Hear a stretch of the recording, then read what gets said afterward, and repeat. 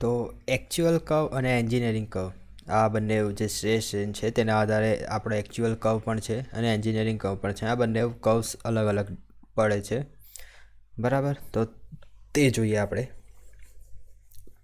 જ્યારે પણ tension test કરવામાં આવે છે અને જો એકચ્યુઅલ કર્વ અને એન્જિનિયરિંગ કર્વને આપણે સ્ટ્રેસ સ્ટ્રેન ઉપર રિપ્રેઝન્ટ કરીએ તો તમારો જે એકચ્યુઅલ કર્વ છે અને એન્જિનિયરિંગ કર્વ છે એ બંને આ રીતે રિપ્રેઝન્ટ થશે. તમારો જે એન્જિનિયરિંગ કર્વ છે એ થોડો નીચે આવશે. શાની અંદર? ટેન્શનની અંદર. શાના માટે? તો મેં તમને આગળ કીધું sigma is equal two P/A. હવે જ્યારે એન્જિનિયરિંગ કર્વની વાત આવે તો એરિયામાં કોઈ પણ પ્રકારનો બદલાવ થતો નથી, બરાબર. અને જ્યારે પણ ઇન્સ્ટન્ટેનિયસ એટલે કે એકચ્યુઅલ કર્વની વાત આવે ત્યારે તમારો એરિયા દરેક વખતે બદલાયા કરે છે અને એરિયા તમારો શું થતો હોય છે? જનરલી ઘટતો જાય છે. તો એરિયા ઘટતો જાય તો તમારો જે સ્ટ્રેસ છે તે વધતો જાય, બરાબર. તો આ જે છે એ એકચ્યુઅલ કર્વ. તો એકચ્યુઅલ કર્વની અંદર ટેન્શનની અંદર તમારો સ્ટ્રેસ વધતો જાય છે તો તેનો ગ્રાફ ઉપરની બાજુ આવશે, બરાબર. જ્યારે એન્જિનિયરિંગ સ્ટ્રેસની કમ્પેરમાં એકચ્યુઅલ માટેનો જે કર્વ છે ઉપરની તરફ આવશે, બરાબર. આ જસ્ટ છે.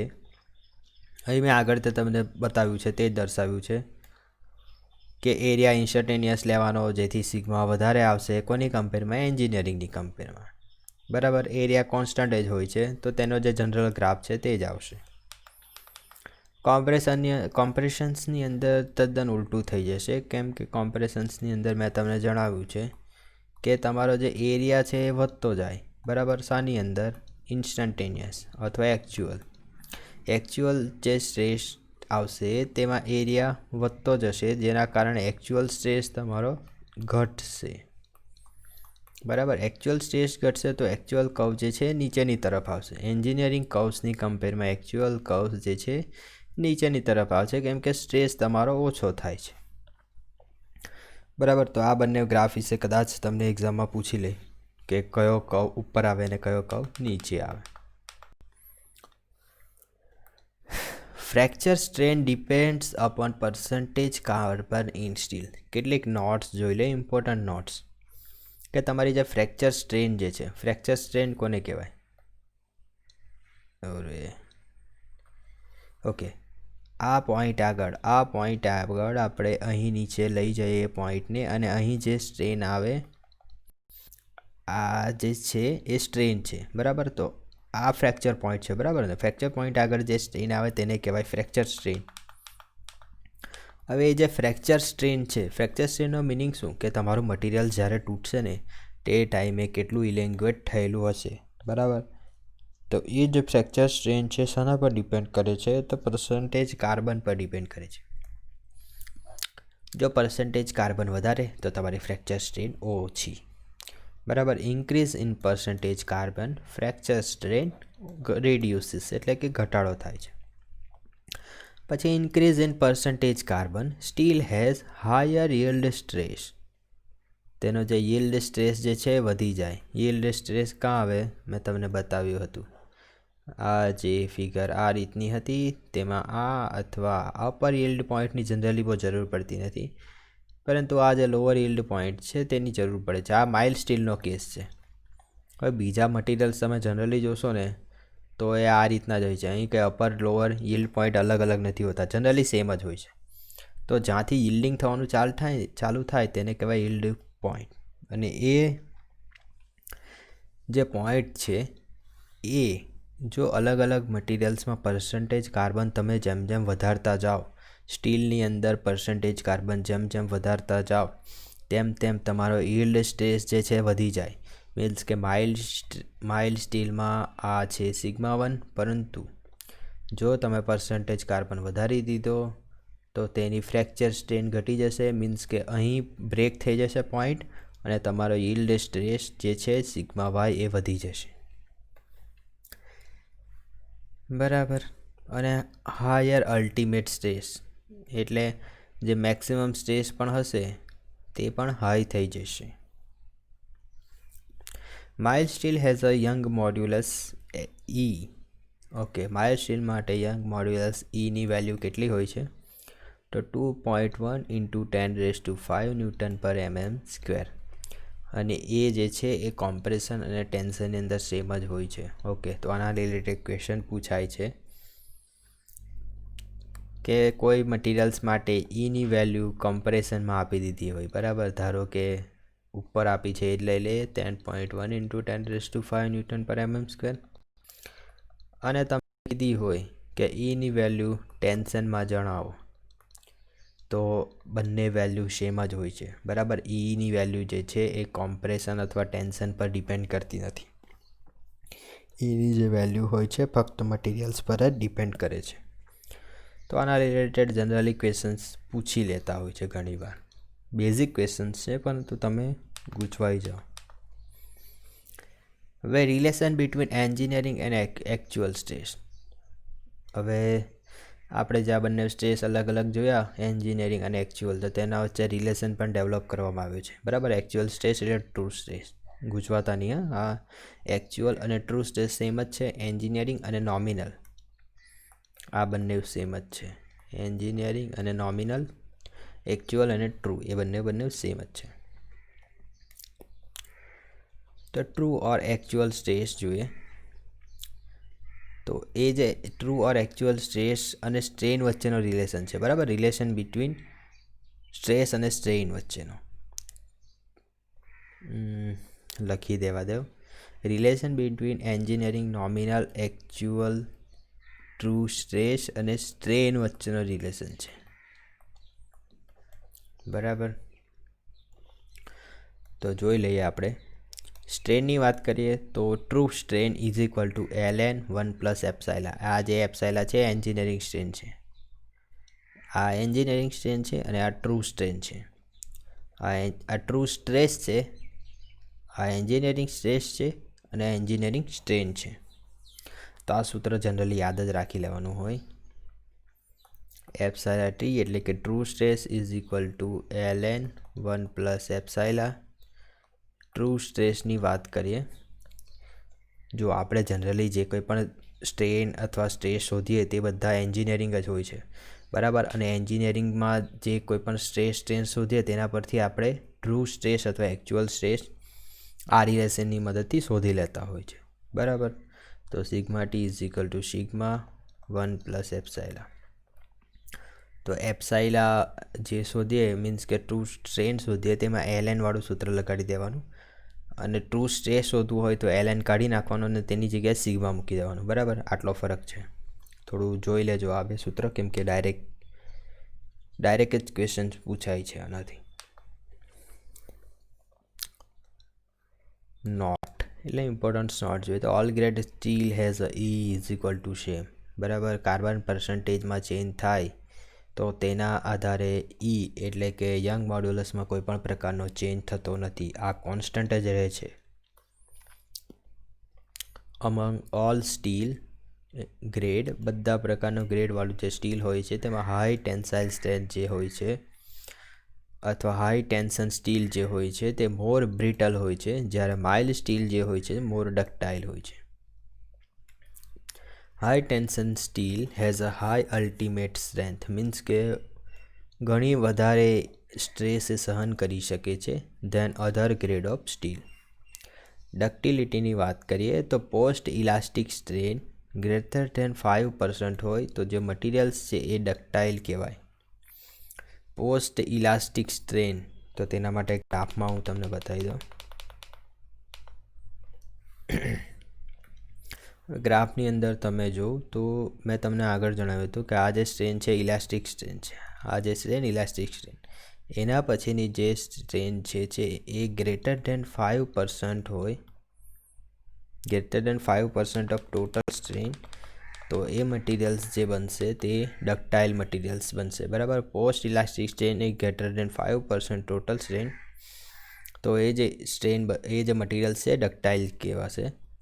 ઇમ્પોર્ટન્ટ પ્રોપર્ટી છે ડક્ટિલિટી જે પ્રોપર્ટી છે જે ઘણી ઇમ્પોર્ટન્ટ પ્રોપર્ટી છે, કેમ કે ડક્ટિલિટી પ્રોપર્ટીઝના આધારે જ આપણે મટીરિયલ્સને વાયરની અંદર કન્વર્ટ કરી શકીએ છીએ, બરાબર. તમે જે વાયર્સ બનાવો છો એ ડક્ટિલિટી પ્રોપર્ટીના આધારે જ બનાવો છો. જો પોસ્ટ ઇલાસ્ટિક સ્ટ્રેન એક લેસ ધેન 5% હોય, બરાબર. પોસ્ટ ઇલાસ્ટિક સ્ટ્રેન એ લેસ ધેન 5% હોય તો તે મટીરિયલ્સની તે મટીરિયલ્સને શું કહેવાય? બ્રિટલ્સ કહેવાય. આ જે મટીરિયલ્સ છે તેને ડક્ટાઇલ કહેવાય. આ જે મટીરિયલ્સ છે એને બ્રિટલ્સ કહેવાય. અને બ્રિટલનેસ વાળું જે મટીરિયલ્સ છે તે break immediately after elastic limit. Elastic limit પછી તરત જ બ્રેક થઈ જશે, કોઈ પણ પ્રકારનું ઇલોંગેશન નહીં દર્શાવશે. Very small strain is seen, means કે એ મટીરિયલ્સ, હવે કાચની વાત કરીએ, કાચ પર તમે લોડ લગાવો ને તો અચાનક તૂટી જશે, પરંતુ કોઈ પણ પ્રકારનું ઇલોંગેશન નહીં બતાવશે, એટલે લાંબુ નહીં થશે. બરાબર, તો આ તો તમને ખબર જ હશે ડક્ટિલિટી અને brittleness. Mild steel has post elastic strain greater than 25%. Post elastic strain mild સ્ટીલની કેટલી હોય છે? ગ્રેટર દેન 25% હોય છે. બરાબર, એટલે માઇલ્ડ સ્ટીલ જે છે એ ઇલાસ્ટિક મટીરિયલ છે. મેલેબિલિટી કોને કહેવાય? The metal which can be metal can be converted into thin sheet by pressing.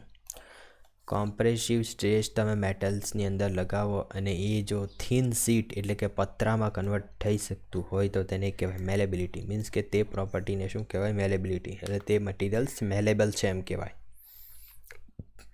Hardness કોને કહેવાય? તો it is a resistance to scratch or abrasion. Scratch એટલે કે તમે એના ઉપર સ્ક્રેચ કરો અને સ્ક્રેચ નહીં પડે તો તેની હાર્ડનેસ કેવી છે? વધારે છે એમ કહેવાય. એબ્રેશન એટલે ઘસારો ના લાગે તો તેને કહેવાય હાર્ડનેસ. હાર્ડનેસ નક્કી કરવા માટે બે મેથડ્સ છે. એક મોહર્સ ટેસ્ટ છે, બરાબર, તેમાં સ્ક્રેચના આધારે હાર્ડનેસ નક્કી કરવામાં આવે છે. અને બીજું આઇડેન્ટેશન. આઇડેન્ટેશન એટલે તો ખબર ને, તમે તમારી ચામડી પર નખની મદદથી અંદર તમારો નખ ચામડીની ઉપર દબાવો ને તો ત્યાં તમારે જે નખનો શેપ છે ને તે તમારી ચામડીની ઉપર પડી જશે. તો એ જે શેપ પડી ગયો ને તેને કહેવાય આઇડેન્ટેશન. મીન્સ કે તમારી ચામડી ઉપર એનો કાપો પડી ગયો તો તેને કહેવાય આઇડેન્ટેશન. તો આઇડેન્ટેશનના આધારે પણ હાર્ડનેસ મેઝર કરવામાં આવે છે. તેના માટે બે કે 4 પ્રોસિજર છે. એક બ્રિનલ હાર્ડનેસ, તેમાં શું આવે છે? અહીં જે આપણે નખને આપણે ચામડીની અંદર ખોપાવ્યો ને તો અહીં બોલ જે છે બોલને આપણે મેટલ્સ છે તેની અંદર દબાવવામાં પ્રેસ કરવામાં આવે છે અને એ જે બોલ છે બોલનો શેપ મેટલ્સની અંદર ક્રિએટ થાય અને એ જેટલો પણ શેપ ક્રિએટ થાય મેટલ્સની અંદર તેના આધારે એની હાર્ડનેસ નક્કી કરવામાં આવે. રોકવેલ હાર્ડનેસમાં પણ આઇડેન્ટેટર જે વાપરવામાં આવે છે તે બોલ જ છે. વિકર્સ હાર્ડનેસની અંદર ડાયમંડ પિરામિડ આઇડેન્ટેટરનો યુઝ થાય છે. જો આ ક્વેશ્ચન્સ પૂછાયા છે, બરાબર, કે વિકર્સ હાર્ડનેસ ટેસ્ટની અંદર કેવા પ્રકારનો આઇડેન્ટેટર વપરાય છે? તો કે ડાયમંડ પિરામિડ આઇડેન્ટેટર અથવા ડાયમંડ પિરામિડ આઇડેન્ટેટરનો નીચેનામાંથી કયા ટેસ્ટમાં યુઝ કરવામાં આવે છે? બરાબર, તો વિકર્સ હાર્ડનેસમાં પણ ડાયમંડ પિરામિડ આઇડેન્ટેટરનો યુઝ થાય છે અને ક્નૂપ હાર્ડનેસમાં પણ ડાયમંડ પોઇન્ટ આઇડેન્ટેટરનો યુઝ થાય છે. જ્યારે બ્રિનલ અને રોકવેલ હાર્ડનેસમાં બોલ પોઇન્ટ આઇડેન્ટિટીનો યુઝ કરવામાં આવે છે. હવે જોઈએ તો ક્રીપ કોને કહેવાય? બરાબર, creep the permanent deformation with respect to time at a constant loading. તમારો લોડ કોન્સ્ટન્ટ હોય પરંતુ તમારું જે મટીરિયલ જે હોય તે પરમેનન્ટ ડિફોર્મેશન શો કરતું હોય, બરાબર, અને એ જે ડિફોર્મેશન વધે છે તે એઝમ્પ્ટોટિકલી એટલે કે ઘાતાંકીય રીતે વધે છે, બરાબર. તો એ જે પરમેનન્ટ ઇલોંગેશન થતું હોય તેને ક્રીપ કહેવાય છે. આપણા જે ઇલેક્ટ્રિસિટીના તાર હોય છે તે ઇલેક્ટ્રિસિટીના તાર આપણે એકદમ સ્ટ્રેટ રાખવાની ટ્રાય કરીએ ને તો સ્ટ્રેટ ના રહે, થોડા ટાઈમ પછી એ છે ને સેક કરી જતા હોય એટલે કે લબડી જતા હોય છે, બરાબર. તો એ શાના કારણે? ક્રીપના કારણે. એલિવેટેડ ટેમ્પરેચર એટલે કે જો ટેમ્પરેચર તમારે ત્યાં વધારે હોય ને તો ક્રીપ વધારે થવાની શક્યતા હોય છે. More appreciable at half of the melting point temperature એટલે વધારે પડતું ક્યારે ક્રીપ થાય છે? તો કે મેલ્ટિંગ પોઈન્ટ ટેમ્પરેચર કરતાં હાફ ટેમ્પરેચર અચીવ કરેલું હોય ત્યારે તો બહુ જ વધારે થાય છે. અને એ જે ટેમ્પરેચર છે મેલ્ટિંગ પોઈન્ટનું હાફ ટેમ્પરેચર, એ ટેમ્પરેચરને હોમોલિજિયસ ટેમ્પરેચર કહેવાય છે કે જ્યાં ક્રીપ એપ્રિસિએબલ હોય છે. મીન્સ કે તમને દેખાય એ રીતે ક્રીપ થતું હોય છે. ઇલાસ્ટિસિટી કોને કહેવાય? The property by which the original dimension can be recovered after unloading is known as elasticity. તમારો જે ઓરિજિનલ ડાયમેન્શન છે એ રિકવર થઈ જતું હોય તમે જો મટીરિયલ્સને અનલોડ કરો ત્યારે, મીન્સ કે જે પોતાનો ઓરિજિનલ શેપ હોય તે મેળવી લેતું હોય તો તેને ઇલાસ્ટિસિટી કહેવાય.